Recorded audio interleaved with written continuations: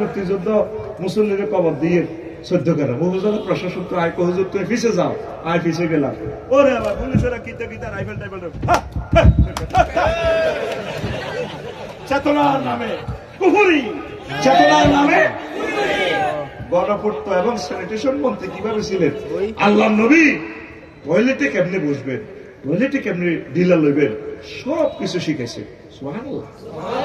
একমাত্র কৃষি মন্ত্রী আমার নবী মুহাম্মদ রাসূলুল্লাহ সাল্লাল্লাহু আলাইহি ওয়াসাল্লাম এমন এক প্রজ্ঞাপন জারি করছেন বিশ্ববাসীর জন্য, মা মিন মুসলিমিন গাসসান আও ইযরু জারআন ফায়ুকালু মিনহু তায়রুন আও ইনসানুন আও বাহিমাতুন ইল্লা কানা লাহু বিহি সাদাকা।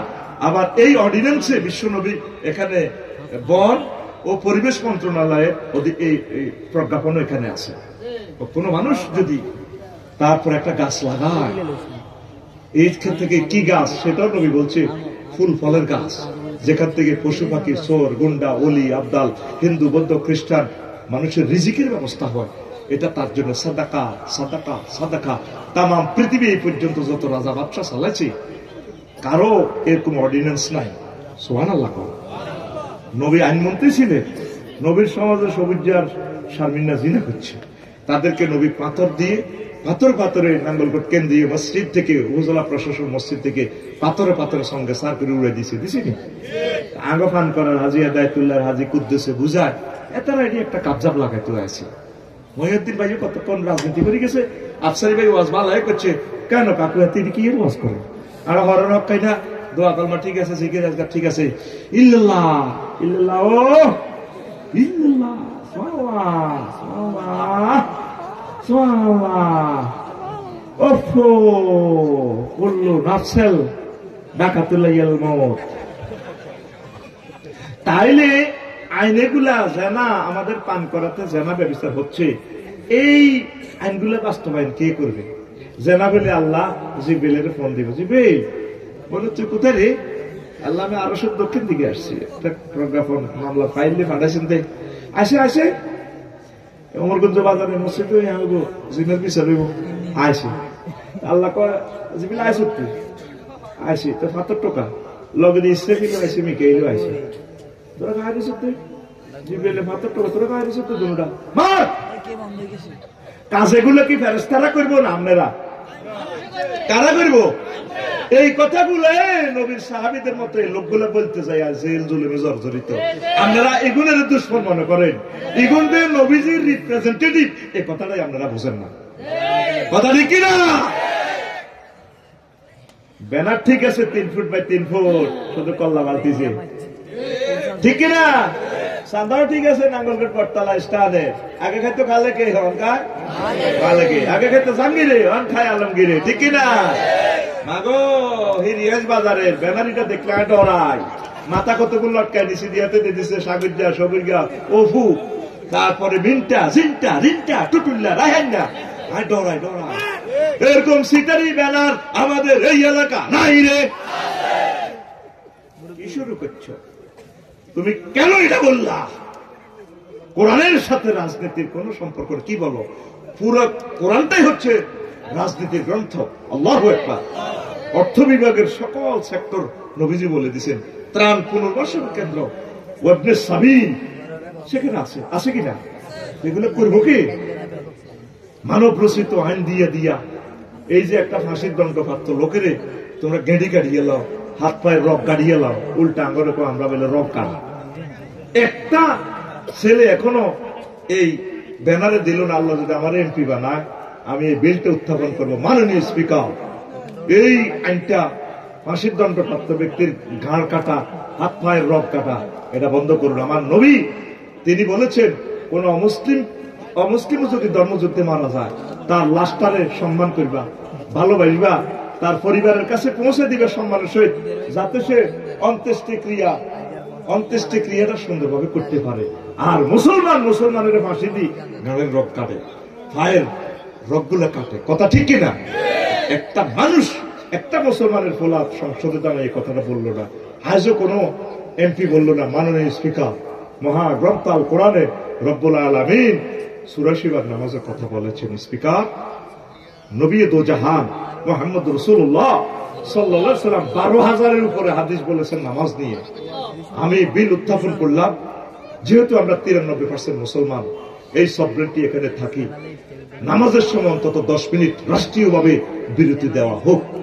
কথা ঠিক কিনা? কেউ বলল না। 2 কোটি ছেলে ফেলে বহুতই প্রবাসে থাকে, কেউ বলল না। একটা ব্যানার দিয়ে বলল না, আমি যদি এমপি হই নির্বাচনী আসন এত থেকে, আমি এই বিল উত্থাপন করব, প্রবাসী যারা 15 বছর বিদেশে থাকবে তাদের জন্য স্থায়ীভাবে পেনশন ব্যবস্থা চালু করা হোক। কেউ বলল না, যদি আমি এমপি হই সংসদে বিল উত্থাপন করব, যানজট মুক্ত দেশ চাই, তারপরে এই হর্ন দেওয়া হবে না। ঠিক কিনা?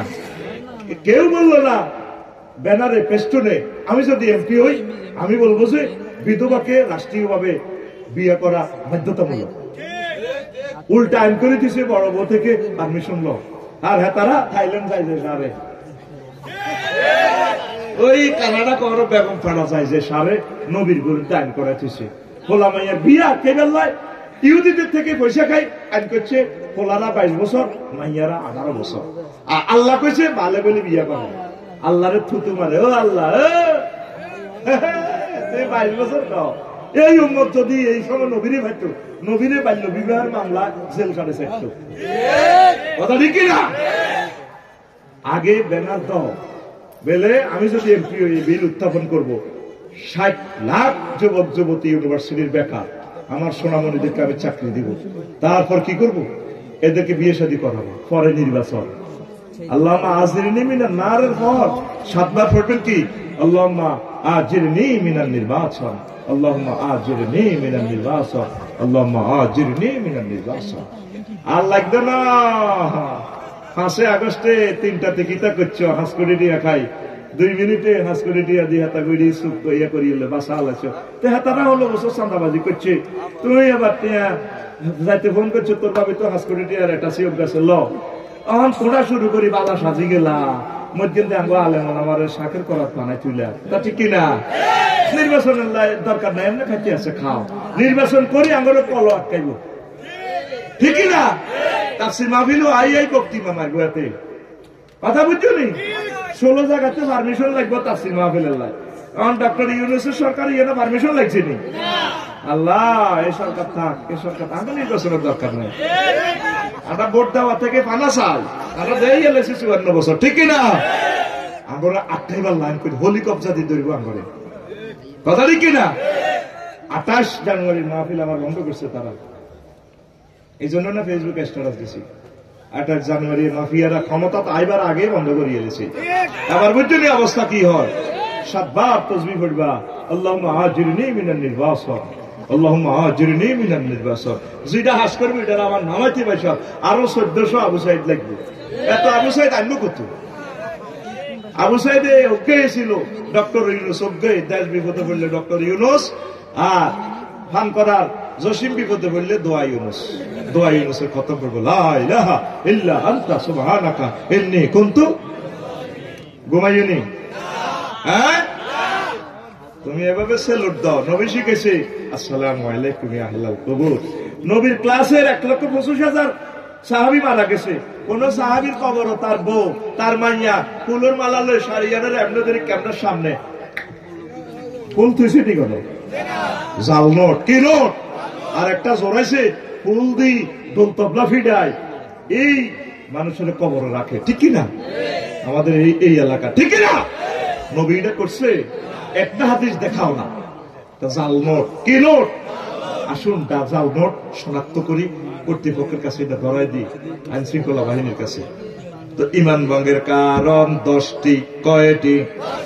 1 নম্বর হচ্ছে কুফর, 2 নম্বর হচ্ছে শিরক, 3 নম্বর হচ্ছে নিফাক, 4 নম্বর হচ্ছে আল্লাহ বান্দার মাঝে মাধ্যম সাব্যস্ত করা উসিলা, 5 নম্বর হচ্ছে কাফের ও মুশরিকদের পথভ্রষ্টতার ব্যাপারে সন্দেহ পোষণ করা, 6 নম্বর হচ্ছে রাসূল সাল্লাল্লাহু আলাইহি সাল্লামের আদর্শ ব্যতীত অন্য ব্যক্তির আদর্শকে শ্রেষ্ঠ মনে করা।